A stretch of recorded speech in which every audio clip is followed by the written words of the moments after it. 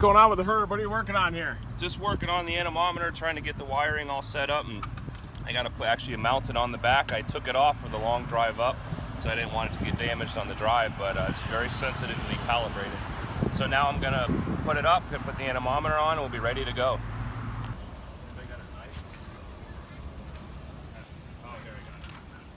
The Herb has arrived.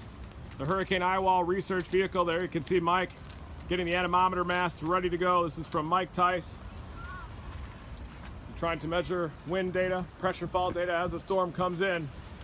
We've also got the AccuWeather probe, but this mast can measure wind unobstructed flow all the way up there. How's it going, Mike? What's happening? I'm just currently getting the anemometer put on. I didn't want to drive all the way from Florida with it flopping around because it is calibrated and very sensitive.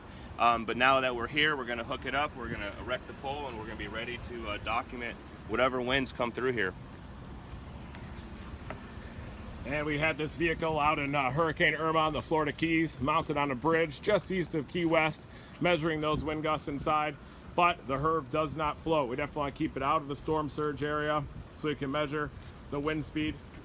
So far, this hurricane is broadening a bit in terms of its wind field, but it does seem like the overall kinetic energy is a big driver of that storm surge, and expansion of the wind field could cause an even more widespread storm surge across the eastern Carolinas.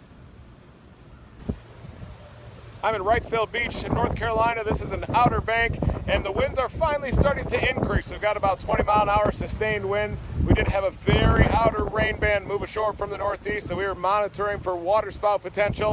But here you can see the Herb is measuring those winds at about 20 miles an hour right now. But this is just getting started. Hurricane Florence is still well offshore, Category 3 intensity, heading toward our location, and is still forecast to stall out very close to this location.